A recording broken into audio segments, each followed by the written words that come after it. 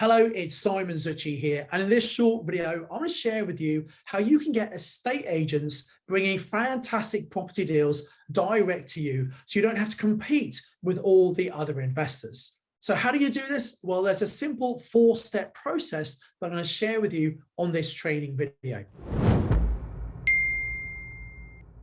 Now, my name's Simon Zutshi. I'm the author of Property Magic, the Amazon #1 property bestseller. I'm the founder of the Property Investors Network, which is the largest network with 50+ meetings around the UK every single month. And I've been investing in property myself since 1995 and teaching people like you since 2003 how to become a more successful investor.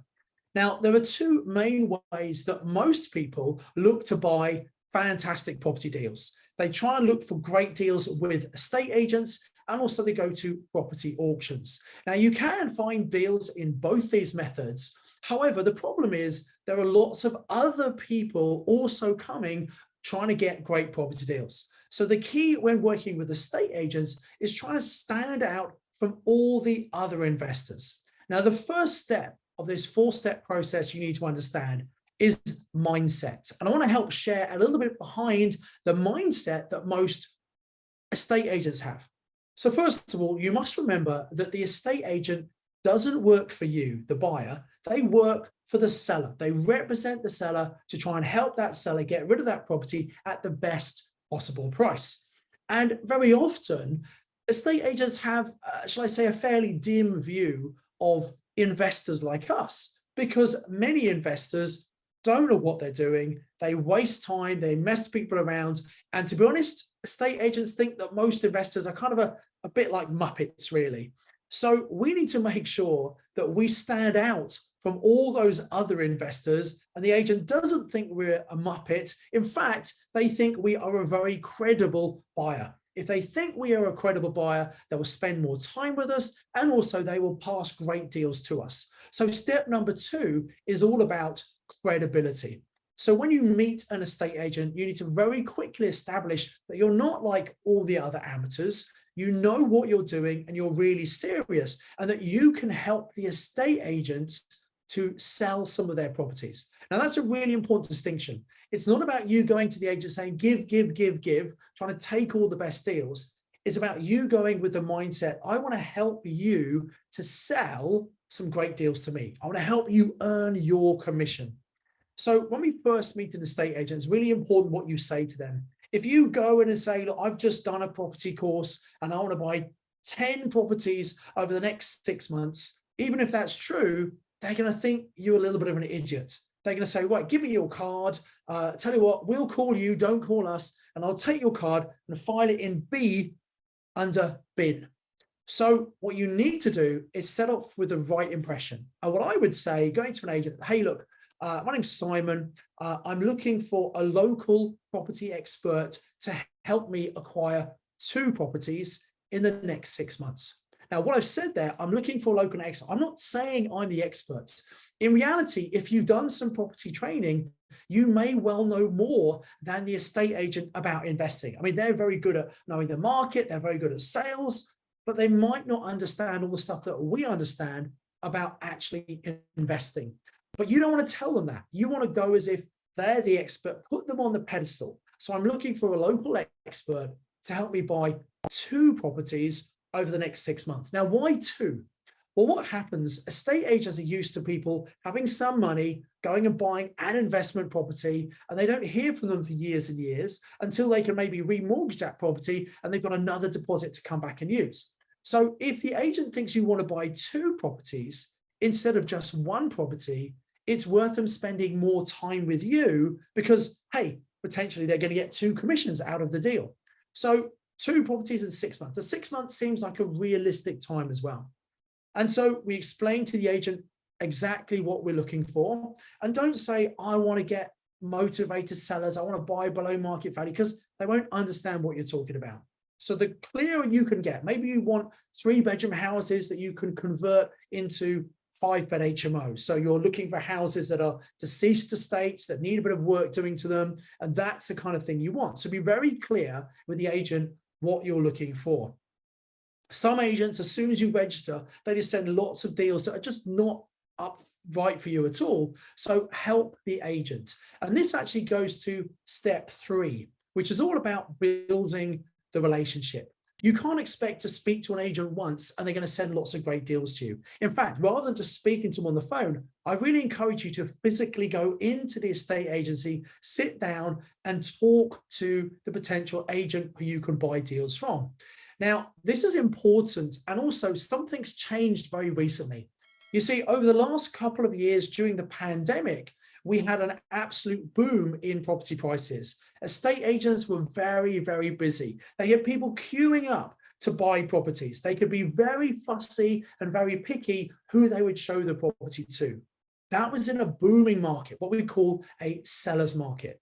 But the circumstances have changed. Property prices have started to come down, and we are moving into a buyer's market. What that means is there are more sellers than there are buyers. So buyers, we can be more fussy. We can pick and choose. Property prices are coming down. Properties are not selling. Property sales are falling through. So going from a position over the last couple of years where actually the agents haven't had to do much work, for the agent to sell a property, they're now going to have to do lots of work. And in theory, they should love to work with someone like you, as long as you've got that credibility and that relationship with them. So there are things you can do to build a relationship. First of all, go and meet them physically, and then don't expect they're just going to call you whenever they got a deal. You need to keep going in and reinforcing that relationship. And sometimes you might take in a box of donuts or a box of Quality Street, whatever it might be, just a little gift so they remember you, and also make sure that you've set that credibility. So going back to step number 2, they want to make sure that you are going to be a realistic buyer. So when you meet the agent, there are certain things you can do to give them a better feeling about you over and above all the other people out there who are also looking for great property deals. So first of all, if you have money, if you have deposits, it might be a good idea to show them proof of funds, to show you're not messing around, you've actually got a deposit. Now, if you don't have money, there's something you can do, but I'll cover that in a moment. So first thing is proof of funds. Next, you want to show that you are mortgageable. So if you can get a mortgage broker to do what's called a DIP, a decision in principle, it's proof to show that you can get a mortgage. After all, the agent wants to make sure that you've got a deposit and you can get a mortgage so you can move forward with this property. And then the third thing you could do, which I think is really a good idea, is you say to the agent, so here's my deposit, here's my proof I can get a mortgage, and also here's the business card for my solicitor who's going to represent me in the purchase. So you're demonstrating and building credibility with the agent because you are set, you are ready to go. And just coming at this professional approach is going to make you stand head and shoulders above all the other muppets out there who don't know what they're doing. So first of all, you've got to understand the mindset of the estate agent to recognize that they don't work for you. They need to represent and work for the seller. You need to set your credibility, prove you are progressible, and you want them to look at you differently. You need to build a relationship. Don't just go once, keep on going in, build that relationship with them, and maybe you can help them out. You can, if they've got a property they're not saying, say, hey, look, maybe I'll come on a viewing if you want, so you can show the seller that you've got a potential client. And when you're on a viewing, you could spend time talking to that agent about things that you might not necessarily talk about in the office. You see, if you go into the office, you start talking about creative solutions such as vendor finance and purchase options. Even if they're interested, they're going to be very cautious about the other people listening in. Whereas when you're actually out at a property, you can speak far more candidly and really get to know the people and build this relationship, which is step number 3. And then step number 4 is about follow-up. You're going to get given details of properties and look at properties that may or may not be great deals. But maybe that's because the seller's not that motivated right now. But given some time, that seller will become more motivated. And either the property will sell or it won't sell, and they're going to get more and more desperate. So you always want to follow up. You might look at a property, make an offer, it's not accepted. Next time you speak to the agent, what's going on with that particular property? And if you keep top of mind and remind them that you're interested in those properties, there's much better chance that when those properties come up and the seller is motivated, you're the person they think about. And also, when you actually do buy a property from an agent, you want to go straight back to them and remind them that you're looking for another property to buy. Because as I said earlier on, most people come along, they buy one property and the agent doesn't see them for many years. But remember, you said you wanted 2 properties. Now, you might want a lot more than that, but you want to make the agent know, look, you've just earned a commission from me, from the seller, because I bought their property. I'm a reliable buyer. I'm looking for more deals like this. When's your next deal? And once you've just completed a purchase, you will go straight to the top of the credibility list. Because A, they know you're a reliable buyer. You said what you said you were going to do. And you've already said, look, I'm looking for another property. Why on earth would you not be a great person for them to work with? So that follow-up is really important. And again, it adds to the credibility. Don't assume that they're going to come back to you whenever they get a good deal. You want to be speaking to them as regularly as you can. Now, I did say earlier, what happens if you don't have money? Maybe you're looking for deals that you can sell onto other people. Well, I suggest you're very open and honest about that. And what I would say is something like this. Say, look, I invest in property. Most of my money is tied up at the moment, but I work with other investors. And if I find a deal that doesn't work for me, is it okay if I introduce another potential buyer to you? Now, any agent's going to think, well, okay, that's good. So if they don't want it, they might know other people. Yeah, of course, they're going to spend some time with you and explain that you're tapped into a network of investors all around the country. So if you don't want a deal, maybe someone else might want it. So that's the first thing you would say. The other thing you say, if you don't actually have proof of funds, what I'd say is this. Say, look, I invest in property. All my money's tied up right now. So I have a number of different joint venture partners. They're the people who put money into the deal. I find a deal, I do the work, they put the money in. And based on whatever property we find, I will take that maybe to different joint venture partners. So once we find a property that is suitable, I will then, when I know which partner I'm working with, of course, show you the proof of funds. Now, it's much better that you say this up front. If you know you can't personally prove the money, it's much better you bring it up and give them this reason, the way you're going to work, rather than them saying, can you prove funds? You going, oh, no, I don't have that, but I'm going to get someone else to fund it. That doesn't sound very credible. Whereas if you say, look, all my funds are tied up now. I work with other people. Once I've found a good deal, I'll know who I'm going to put it with. And then, of course, we'll give you the proof of funds that you're going to need to see. So that's how you cover it if you don't have any money. And the final thing I want to say is you need to recognize that what's happening right now is that there is a lot of people trying to sell property. There is not as many buyers. So agents have more time now. And in fact, you as a buyer could be job insurance for your local estate agent.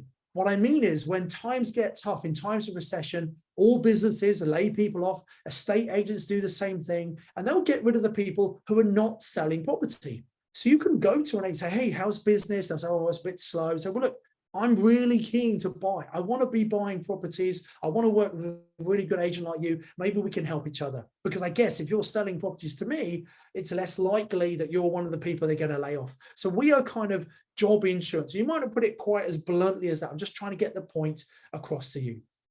Now, I believe this year, 2023, is going to be an incredible time to buy property. Lots more sellers who can't sell their property, people getting more and more motivated. So there are going to be some great opportunities. And as financing is quite difficult, interest rates are very high, affordability stress tests are even higher, it means a lot of people might struggle to get finance. And depending what happens to the market, lenders might get very nervous and make it unattractive to borrow money. They'll drop the loan to value. They'll increase how much they charge you. This is what happened back in 2008. And I'm in a lucky position that I was investing and teaching other people back in 2008 when the last market came down. Most people who've got YouTube channels and podcasts, they weren't even investing themselves, let alone teaching other people during the last crash. So I've got some unique insights into exactly what's happened when the property market's coming down. And I'm going to be sharing with you on this YouTube channel over this year. So I'd really encourage you, if you like this video, please hit the like button. Please put a comment or question below. I'm really happy to answer as many of those as I can. Also, make sure you subscribe to the channel and hit the bell icon. That means when a new video comes out, I do at least one, sometimes two videos a week, you'll get notified because some of them are sometimes time sensitive. there's an opportunity, something happened in the market, I want to let you know about it straight away. And if you watch the video months later, you might have missed that opportunity. So I really recommend you hit the bell icon to make sure you get notified whenever I bring a new video out. And the final thing I want to say is that I'm actually doing some live online training all about what I believe is some of the best strategies you could be using in the 2023 market. If you're interested in that, come and click on the link below this video and register for this free online live training with me to find out how you can make the most of 2023. So I really encourage you to do that. Hopefully you enjoy the next video. And until next time, remember to invest with knowledge, invest with skill. I do hope you got massive value from watching this YouTube video. I'd encourage you to click on the link below to come and do the online training with me. And I've got another video lined up for you, which I think is also going to be really useful that you should watch once you've registered for the online training with me. So invest with knowledge, invest with skill. I'll see you very soon.